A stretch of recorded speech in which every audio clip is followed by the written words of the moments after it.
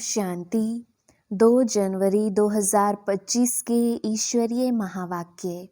पहले सुनते हैं आज की मुरली से होमवर्क। बाबा ने कहा, बाप का पार्ट एक्यूरेट है, वह अपने समय पर आते हैं, जरा भी फर्क नहीं पड़ सकता। उनके आने का यादगार शिवरात्रि खूब धूमधाम से मनाओ। शिव जयंती पर अविनाशी ज्ञान रत्नों का दुकान निकाल सेवा करनी है।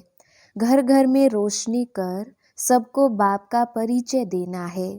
सच्चे बाप से सच्चा होकर रहना है। कोई भी विकर्म करके छिपाना नहीं है। ऐसा योग युक्त बनना है जो कोई भी पाप रह ना जाए। और अब सुनते हैं महावाक्यों को विस्तार से। मुरली का सार। मीठे बच्चे, बाप का पार्ट एक्यूरेट है, वह अपने समय पर आते हैं, जरा भी फर्क नहीं पड़ सकता। उनके आने का यादगार शिवरात्रि खूब धूमधाम से मनाओ। प्रश्न, किन बच्चों के विकर्म पूरे पूरे विनाश नहीं हो पाते?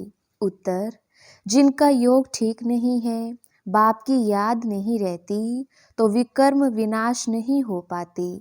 योग युक्त ना होने से इतनी सद्गति नहीं होती। पाप रह जाते हैं, फिर पद भी कम हो जाता है। योग नहीं तो नाम रूप में फंसे रहते हैं।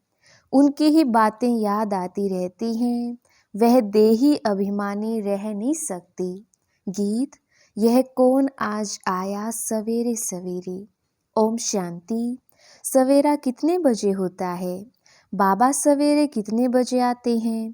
कोई ने कहा 3 बजे, कोई ने कहा 4, कोई ने कहा संगम पर, कोई ने कहा 12 बजे। बाबा एक्यूरेट पूछते हैं, 12 को तो तुम सवेरा नहीं कह सकते हो।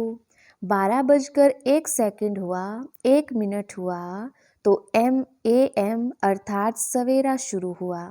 यह बिल्कुल सवेरा है। ड्रामा में इनका पार्ट बिल्कुल एक्यूरेट है। सेकंड की भी देरी नहीं हो सकती। यह ड्रामा अनादि बना हुआ है। 12 बजकर 1 सेकंड जब तक नहीं हुआ है तो AM नहीं कहेंगे। यह बेहद की बात है। बाप कहते हैं, मैं आता हूँ सवेरे सवेरे। विलायत वालों का AM PM एक्यूरेट चलता है। उनकी बुद्धि फिर भी अच्छी है। वे इतना सतो प्रधान भी नहीं बनते हैं तो तमो प्रधान भी नहीं बनते हैं। भारतवासी ही 100% सतो प्रधान, फिर 100% तमो प्रधान बनते हैं। तो बाप बड़ा एक्यूरेट है। सवेरे अर्थात 12 बजकर 1 मिनट सेकंड का हिसाब नहीं रखते। सेकंड पास होने में मालूम भी नहीं पड़ता। अब यह बातें तुम बच्चे ही समझते हो। दुनिया तो बिल्कुल घोर अंधियारे में है। बाप को सभी भगत दुख में याद करते हैं, पतित पावन आओ, परंतु वह कौन है, कब आते हैं, ये कुछ भी नहीं जानते। मनुष्य होते हुए एक्यूरेट कुछ नहीं जानते, क्योंकि पतित तमो प्रधान है। काम भी कितना तमो प्रधान है। अभी बेहद का बाप ऑर्डिनेंस निकालते हैं, बच्चे काम जीत जगत जीत बनो। अगर अभी पवित्र नहीं बनेंगे तो विनाश को पाएंगे। तुम पवित्र बनने से अविनाशी पद को पाएंगे।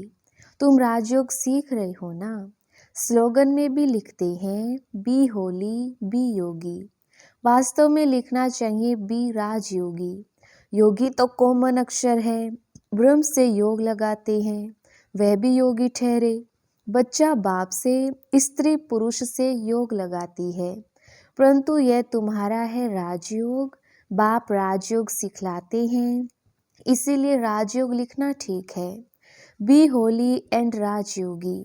दिन प्रतिदिन करेक्शन तो होती रहती है। बाप भी कहते हैं, आज तुमको गुह्य से गुह्य बातें सुनाता हूँ। अब शिव जयंती भी आने वाली है। शिव जयंती तो तुमको अच्छी रीति मनानी है। शिव जयंती पर तो बहुत अच्छी रीति सर्विस करनी है। जिनके पास प्रदर्शनी है, सभी अपने अपने सेंटर पर अथवा घर में शिव जयंती अच्छी रीति मनाओ और लिख दो। शिव बाबा गीता ज्ञान दाता, बाप से बेहद का वर्षा लेने का रास्ता आकर सीखो। बलबत्तियाँ आदि भी जला दो। घर घर में शिव जयंती मनानी चाहिए। तुम ज्ञान गंगाएं हो ना, तो हर एक के पास गीता पाठशाला होनी चाहिए। घर घर में गीता तो पढ़ते हैं ना। पुरुषों से भी माताएं भक्ति में तीखी होती हैं। ऐसे कुटुंब भी होते हैं जहाँ गीता पढ़ते हैं, तो घर में भी चित्र रख देने चाहिए। लिख दें कि बेहद के बाप से आकर फिर से वर्षा लो।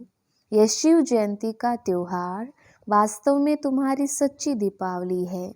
जब शिव बाप आते हैं तो घर घर में रोशनी हो जाती है। इस त्योहार को खूब बत्तियां आदि जलाकर रोशनी कर मनाओ। तुम सच्ची दीपावली मनाते हो। फाइनल तो होना है सत्युग में। वहाँ घर घर में रोशनी ही रोशनी होगी, अर्थात हर आत्मा की ज्योत जगी रहती है। यहाँ तो अंधियारा है। आत्माएं आसुरी बुद्धि बन पड़ी हैं। वहाँ आत्माएं पवित्र होने से दैवी बुद्धि रहती है। आत्मा ही पतित, आत्मा ही पावन बनती है। अभी तुम वर्थ नॉट ए पेनी से पाउंड बन रही हो। आत्मा पवित्र होने से शरीर भी पवित्र मिलेगा। यहाँ आत्मा अपवित्र है तो शरीर और दुनिया भी इम्प्योर है। इन बातों को तुम्हारे में से कोई थोड़े हैं जो यथार्थ रीति समझते हैं और उनके अंदर खुशी होती है। नंबरवार पुरुषार्थ तो करते रहते हैं। ग्रहचारी भी होती है। कभी राहु की ग्रहचारी बैठती है तो आश्चर्यवत भागंती हो जाती है। बृहस्पति की दशा से बदलकर ठीक राहु की दशा बैठ जाती है। काम विकार में गया और राहु की दशा बैठी। मल युद्ध होती है ना। तो माताओं ने देखा नहीं होगा, क्योंकि माताएं होती हैं घर की घरेत्री। अब तुमको मालूम है भ्रमरी को घरेत्री अर्थात घर बनाने वाली कहते हैं। घर बनाने का अच्छा कारीगर है, इसीलिए घरेत्री नाम है। कितनी मेहनत करती हैं, वो भी पक्का मिस्त्री है। 2-3 कमरा बनाती है, 3-4 कीड़े ले आती है। वैसे तुम भी ब्राह्मणियाँ हो। चाहे 1-2 को बनाओ, चाहे 10-12 को, चाहे 100 को, चाहे 500 को बनाओ। मंडप आदि बनाते हो, यह भी घर बनाना हुआ ना। उनमें बैठ सबको भू भू करते हो। फिर कोई तो समझकर कीड़े से ब्राह्मण बनते हैं, कोई सड़ा हुआ निकलते हैं, अर्थात इस धर्म के नहीं है। इस धर्म वालों को ही पूरी रीति टच होगा। तुम तो फिर भी मनुष्य हो ना। तुम्हारी ताकत उनसे तो जास्ती है। तुम 2000 के बीच में भी भाषण कर सकते हो। आगे चल 4-5 हजार की सभा में भी तुम जाएंगी। भ्रमरी की तुम्हारे से भेंट है। आजकल सन्यासी लोग भी बाहर विदेशों में जाकर कहते हैं हम भारत का प्राचीन राजयोग सिखाते हैं। आजकल माताएं भी गेरू कफनी पहनकर जाती हैं। फॉरेनर्स को ठग कर आती हैं। उनको कहती हैं भारत का प्राचीन राजयोग भारत में चलकर सीखो। तुम ऐसे थोड़ी कहेंगे कि भारत में चलकर सीखो। तुम तो फॉरेन में जाएंगे तो वहाँ ही बैठ समझाएंगे यह राजयोग सीखो तो स्वर्ग में तुम्हारा जन्म हो जाएगा। इसमें कपड़ा आदि बदलने की बात नहीं है। यहाँ ही देह के सब संबंध भूल अपने को आत्मा समझ बाप को याद करो। बाप ही लिबरेटर गाइड है, सबको दुख से लिबरेट करते हैं। अभी तुमको सतो प्रधान बनना है। तुम पहले गोल्डन एज में थे, अब आयरन एज में हो। सारी वर्ल्ड, सभी धर्म वाले आयरन एज में है। कोई भी धर्म वाला मिले, उनको कहना है बाप कहते हैं अपने को आत्मा समझ मुझे याद करो तो तुम पावन बन जाएंगे। फिर मैं साथ ले जाऊंगा। बस इतना ही बोलो, जास्ती नहीं। यह तो बहुत सहज है। तुम्हारे शास्त्रों में भी है कि घर घर में संदेश दिया। कोई एक रह गया तो उसने उलाहना दिया, मुझे कोई ने बताया नहीं।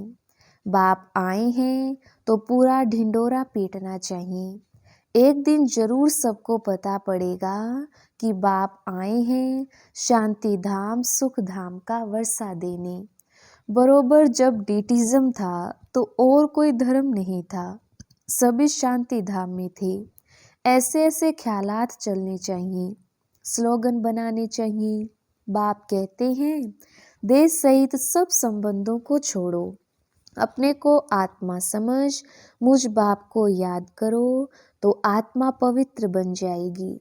अभी आत्माएं अपवित्र हैं, अभी सबको पवित्र बनाए बाप गाइड बन वापिस ले जाएंगे।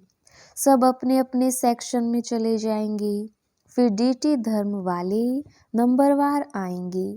कितना सहज है, यह तो बुद्धि में धारण होना चाहिए। जो सर्विस करते हैं वह छिपे नहीं रह सकते, डिसर्विस करने वाले भी छिप नहीं सकते।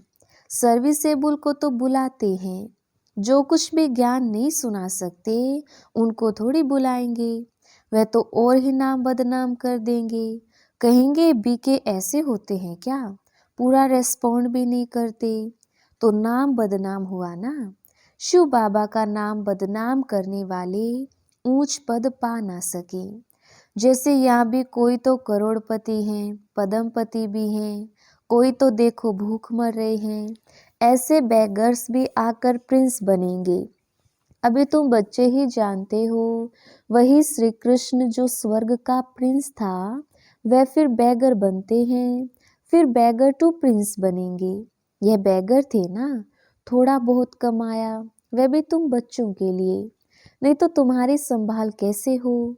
ये सब बातें शास्त्रों में थोड़ी हैं, शिव बाबा ही आकर बतलाते हैं। बरोबर यह गांव का छोरा था, नाम कोई श्री कृष्ण नहीं था। यह आत्मा की बात है, इसलिए मनुष्य मूंझे हुए हैं। तो बाबा ने समझाया शिव जयंती पर हर एक घर घर में चित्रों पर सर्विस करें, लिख दें कि बेहद के बाप से 21 जन्मों के लिए स्वर्ग की बादशाही सेकंड में कैसे मिलती है, सो आकर के समझो। जैसे दिवाली पर मनुष्य बहुत दुकान निकाल बैठते हैं, तुमको फिर अविनाशी ज्ञान रत्नों का दुकान निकाल बैठना है। तुम्हारा कितना अच्छा सजाया हुआ दुकान होगा। मनुष्य दिवाली पर करते हैं, तुम फिर शिव जयंती पर करो। जो शिव बाबा सबके दीप जगाते हैं, तुमको विश्व का मालिक बनाते हैं, वह तो लक्ष्मी से विनाशी धन मांगते हैं, और यहाँ जगदम्बा से तुमको विश्व की बादशाही मिलती है। यह राज बाप समझाते हैं। बाबा कोई शास्त्र थोड़ी बैठ उठाते हैं। बाप कहते हैं मैं नॉलेजफुल हूँ ना। हाँ, यह जानते हैं फलाने फलाने बच्चे सर्विस बहुत अच्छी करते हैं, इसलिए याद पड़ती है। बाकी ऐसे नहीं कि एक एक के अंदर को बैठ जानता हूँ। हाँ, कोई समय पता पड़ जाता है यह पतित है, शक पड़ता है, उनकी शक्ल ही मायूस हो जाती है, तो ऊपर से बाबा भी कहला भेजता है इनसे पूछो। यह भी ड्रामा में नूंद है, जो कोई कोई के लिए बताते हैं, बाकी ऐसे नहीं सबके लिए बताएंगे। ऐसे तो ढेर हैं, काला मुंह करते हैं, जो करेंगे सो अपना ही नुकसान करेंगे। सच बतलाने से कुछ फायदा होगा, नहीं बताने से और ही नुकसान करेंगे। समझना चाहिए बाबा हमको गोरा बनाने आए हैं और हम फिर काला मुंह कर लेते हैं। यह है ही कांटों की दुनिया, ह्यूमन कांटे हैं। सत्युग को कहा जाता है गार्डन ऑफ अल्लाह, और यह है फॉरेस्ट। इसलिए बाप कहते हैं जब जब धर्म की गलानी होती है तब मैं आता हूँ। फर्स्ट नंबर श्री कृष्ण देखो, फिर 84 जन्मों के बाद कैसा बन जाता है। अब सब है तमो प्रधान, आपस में लड़ते रहते हैं, ये सब ड्रामा में है। फिर स्वर्ग में यह कुछ नहीं होगा। पॉइंट्स तो ढेर की ढेर हैं, नोट करनी चाहिए। जैसे बैरिस्टर लोग भी पॉइंट्स का बुक रखते हैं ना, डॉक्टर लोग भी किताब रखते हैं, उसमें देखकर दवाई देते हैं। तो बच्चों को कितना अच्छी रीति पढ़ना चाहिए, सर्विस करनी चाहिए। बाबा ने नंबर 1 मंत्र दिया है, मन मना भव। बाप और वर्षे को याद करो तो स्वर्ग के मालिक बन जाएंगे। शिव जयंती मनाते हैं, परंतु शिव बाबा ने क्या किया? जरूर स्वर्ग का वर्षा दिया होगा। उसको 5000 वर्ष हुए। स्वर्ग से नर्क, नर्क से स्वर्ग बनेगा। बाप समझाते हैं, बच्चे योग युक्त बनो तो तुम्हें हर बात अच्छी तरह समझ में आएगी। परंतु योग ठीक नहीं है, बाप की याद नहीं रहती तो कुछ समझ नहीं सकते। विकर्म भी विनाश नहीं हो पाते। योग युक्त ना होने से इतनी सद्गति भी नहीं होती है, पाप रह जाते हैं, फिर पद भी कम हो जाता है। बहुत हैं, योग कुछ भी नहीं है, नाम रूप में फंसे रहते हैं। उनकी ही याद आती रहेगी तो विकर्म विनाश कैसे होंगे? बाप कहते हैं, देही अभिमानी बनो। अच्छा, मीठे मीठे सिकिलदे बच्चों प्रति माता पिता बाप दादा का याद प्यार और गुड मॉर्निंग। रूहानी बाप की रूहानी बच्चों को नमस्ते। हम रूहानी बच्चों की रूहानी बाप दादा को याद प्यार, गुड मॉर्निंग और नमस्ते जी। धारणा के लिए मुख्य सार। पहला पॉइंट, शिव जयंती पर अविनाशी ज्ञान रत्नों का दुकान निकाल सेवा करनी है। घर घर में रोशनी कर सबको बाप का परिचय देना है। दूसरा पॉइंट, सच्चे बाप से सच्चा होकर रहना है। कोई भी विकर्म करके छिपाना नहीं है। ऐसा योग युक्त बनना है जो कोई भी पाप रह ना जाए, किसी के भी नाम रूप में नहीं फंसना है। वरदान, मैंपन के भान को मिटाने वाले ब्रह्मा बाप समान श्रेष्ठ त्यागी भव। विस्तार, संबंध का त्याग, वैभवों का त्याग कोई बड़ी बात नहीं है, लेकिन हर कार्य में, संकल्प में भी औरों को आगे रखने की भावना रखना, अर्थात अपनेपन को मिटा देना। पहले आप करना, यह है श्रेष्ठ त्याग। इसे ही कहा जाता है स्वयं के भान को मिटा देना। जैसे ब्रह्मा बाप ने सदा बच्चों को आगे रखा, मैं आगे रहूं, इसमें भी सदा त्यागी रहे। इसी त्याग के कारण सबसे आगे अर्थात नंबर 1 में जाने का फल मिला। तो फॉलो फादर। स्लोगन, फट से किसी का नुक्स निकाल देना, यह भी दुख देना है। अच्छा, ओम शांति।